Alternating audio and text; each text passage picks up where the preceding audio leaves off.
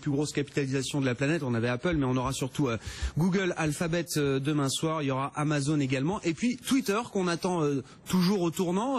Grégory, je sais pas, je voyais ce matin dans la presse américaine qu'il y avait un retour des rumeurs d'intérêt autour de Twitter, et notamment du côté de Disney, Grégory. Ouais, est-ce qu'il faudrait interdire les rumeurs sur Twitter parce que ça commence à être quelque chose d'assez énervant, je dirais. Oui, sur Disney.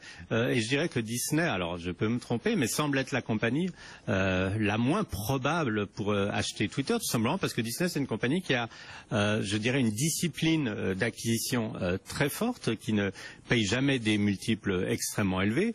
Et puis, alors, je vois absolument pas qu'est-ce qu'il ferait de Twitter en ce moment. Donc, tout peut arriver, mais je dirais, on a eu tellement de faux signaux sur Twitter que profitons des 2 ou 3% de hausse avant l'ouverture. Vous avez déjà beaucoup de commentaires qui disent non, Disney c'est pas possible, Disney c'est pas possible. Donc, attendons le prochain épisode. Pour le moment, c'est une rumeur de plus. Bon, on verra si ils peuvent apporter quelques précisions. Notamment, il y a l'idée d'aller supprimer encore quelques centaines de postes chez Twitter. Donc, la publication de Twitter, ce sera jeudi soir après la clôture des marchés américains. Un mode politique aussi quand même, Grégory, parce que là, on entre vraiment dans la dernière ligne droite. On est à moins de 2 semaines du scrutin présidentiel aux États-Unis, avec une bataille intense que se livrent Hillary Clinton et Donald Trump en Floride.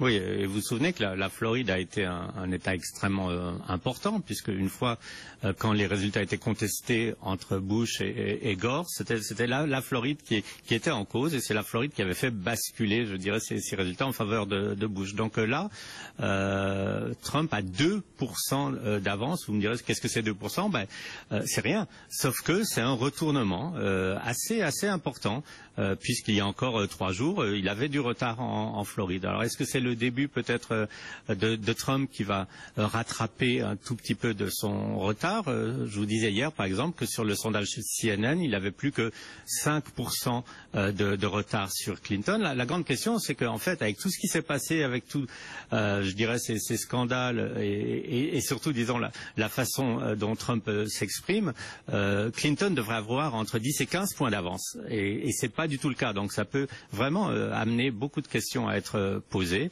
Et ça va être intéressant sur les prochains jours, en sachant bien que les sondages, vous le savez aussi bien que moi, les marges d'erreur, c'est 3%. Donc 5% national, si on arrive à 3%, on sera dans la marge d'erreur et ça va peut-être un peu relancer le suspense. Ouais, avec Donald Trump qui tapait très fort hier sur Obamacare, puisque selon les données officielles qui ont été publiées, le coût des primes d'assurance Obamacare devrait augmenter de 25% l'an prochain aux États-Unis. Merci beaucoup Grégory. Bonne séance à vous du côté de New York. On attend l'ouverture dans un peu plus d'un quart d'heure. Les indices futurs américains sont légèrement négatifs, donc avec encore beaucoup de résultats d'entreprises qui seront arbitrés à Wall Street. On a parlé de cette saison de résultats avec vous, Arnaud Faller. Vous êtes toujours en plateau à nos côtés, directeur des investissements de CPR Asset Management. De manière un peu générale, là, le marché digère la saison de publication, mais on a l'impression